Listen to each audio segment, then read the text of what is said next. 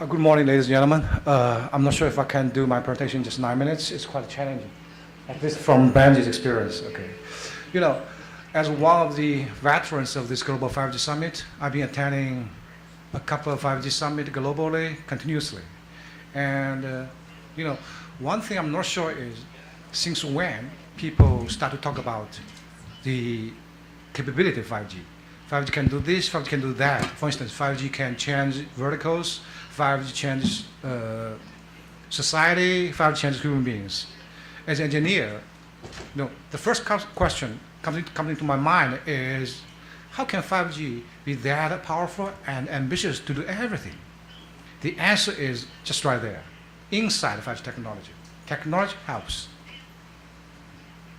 First slide. People would argue, okay, how can you just skeleton the whole 5G family technology in just a few words? Let me see if I can do it this way. I have 3 keywords for the 5G technology globally. First one, call. Second one, spectrum. And then we look at radio. Just like you see on 3 bullets. In 5G, we're going to have a very flexible system design on this architecture, which allows to support a variety of case uses. And then for spectrum, we support from 0.4 to 100 gigahertz band. That was exactly the range used in the channel modeling in 3BP. And then we have multiple options, all these architecture options, and a couple of combinations of all these new modalities in 5G. And then this will allow you to have an optimal operation. And we're going to address this later in detail. Service. Basically, I would like to call this in another word, it is call. 5G call, we have NG, next generation 5G call, which was specified in 3BP. It has a couple of, so many fancy features in 5G call. But to me, I would like to have 4 most important things be highlighted here. The orchestration and virtualization. Everybody knows it, I just want to skip this. SBA, service-based architecture, which is completely different from the one we use in 2G, 3G, and 4G. We'll design our system based on service, not on the information flow. We'll deliver message from element A to element B. No, that was not our intention to design this SBA. We're doing SBA based on what a service will deliver from content point of view. And then they have this one.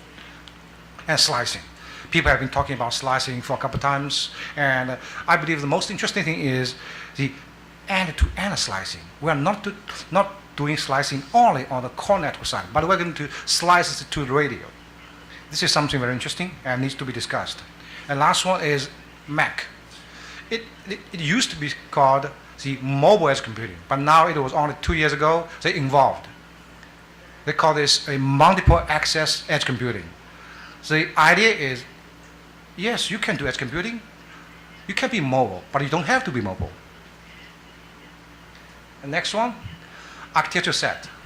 There was some very detailed discussion yesterday from some colleagues' presentations. That was really nice on this option. Option 2, 3, 4, 7, a lot within the early job, later job, and the main job. Okay. It was not my intention to reiterate this for saving meeting time, but what I'm currently looking at on this option is something. See if 5G architecture options can really help us, can really help the operator to have some flexibility on their migration and deployment path. For instance, for whatever reason, you just want to keep your LT investment as much as possible, but you still want to take advantage of the fancy technology of 5G, for instance, the new radio. And then you just go to option 3.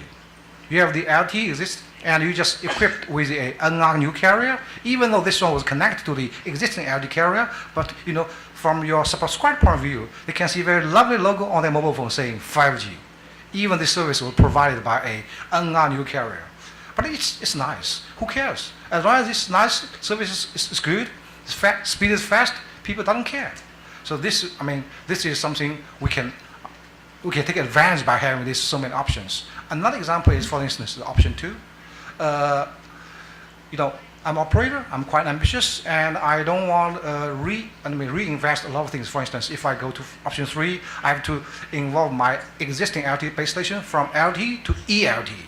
And finally, eventually, if I go to standalone deployment, option 2, this investment will makes no sense. So in this case, I just want to go directly from current LTE to a standalone 5G. This is called option 2. And in this case, the 3VP also provides you a very good option, option 2. And option 4 and 7. For the other operators, they have some different concern or different considerations on this LD core net and a 5G core network as well. And a flexible design. We are going to quite a fancy area of this 5G physical layer. It was, with a huge specifications on these physical layer things, the 38 series. But I would like to say this a flexible design. We have a unified frame structure, which both for FDD and TDD. You don't have to distinguish between FDD frame structure and TDD. Now we have a unified one for both.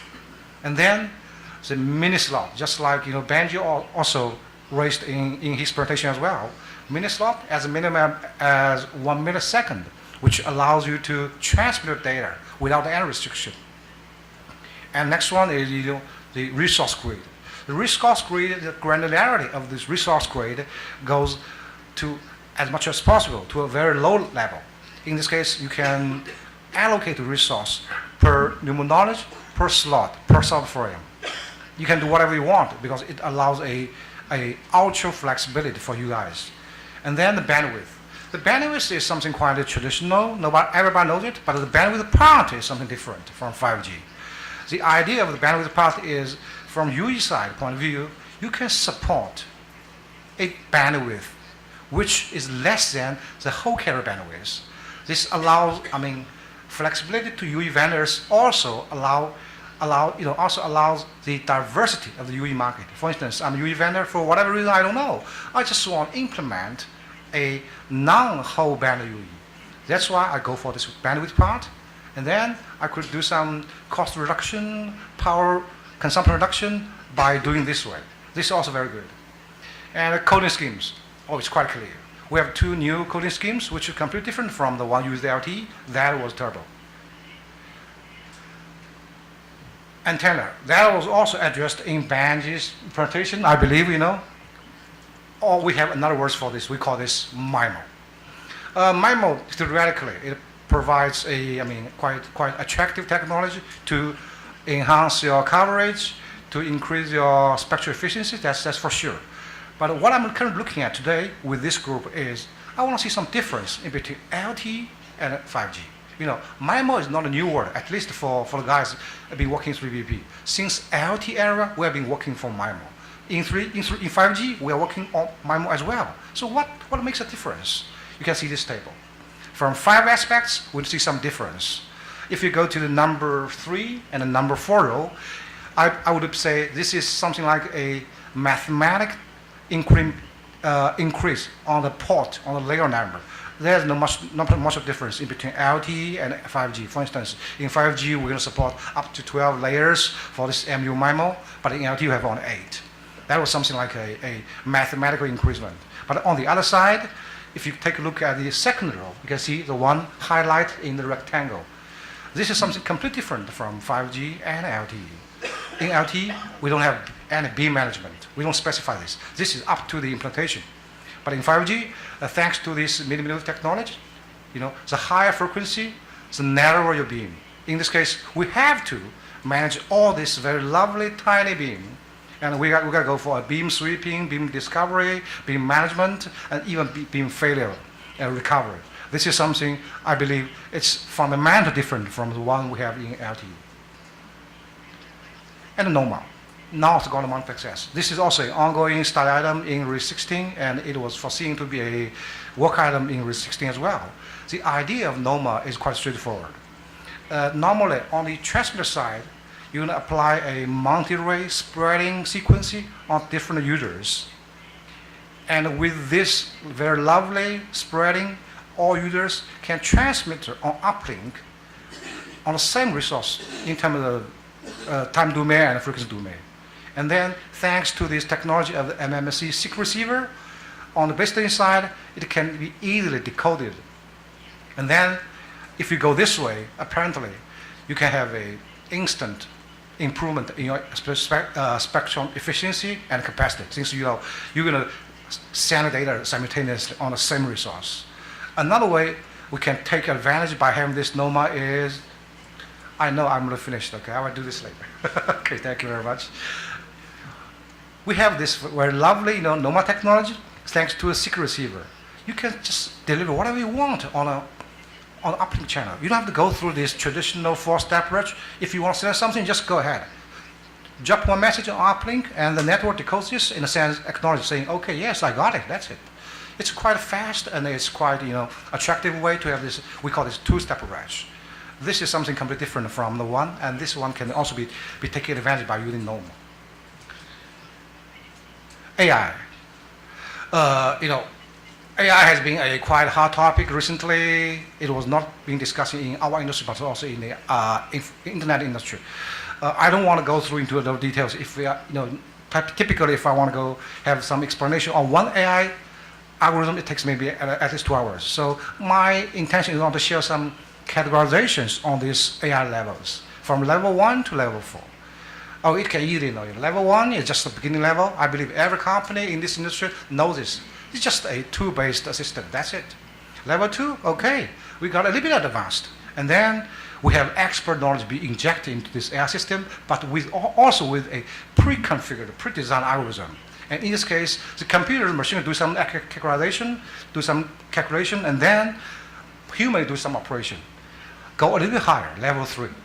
Oh yes, in this case, it's very good, okay? We don't have a predefined algorithm.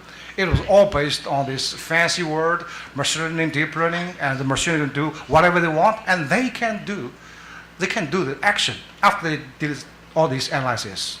And level 4, oh, it is fully unmanned AI operation. To be honest, I don't want to see it before I die.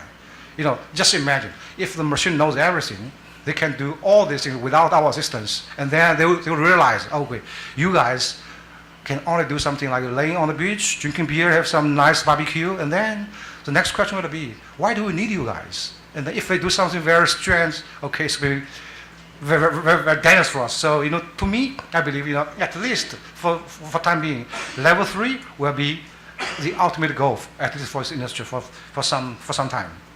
And then that brings me to the last application. I'm sorry. This is exactly the company I'm working for is doing right now, ZTE. We are commercializing 5G. It is not a time talking about prototyping. We're talking about a commercially ready products which can be used to sell, to use, to deploy a real network. For instance, we have all these 5G core products and 5G base stations equipped with some baseband chipsets. For instance, it was from 40 nanometers to 7 nanometers. It will keep evolving. And that brings me to the end of my presentation. Thank you very much. Thank you.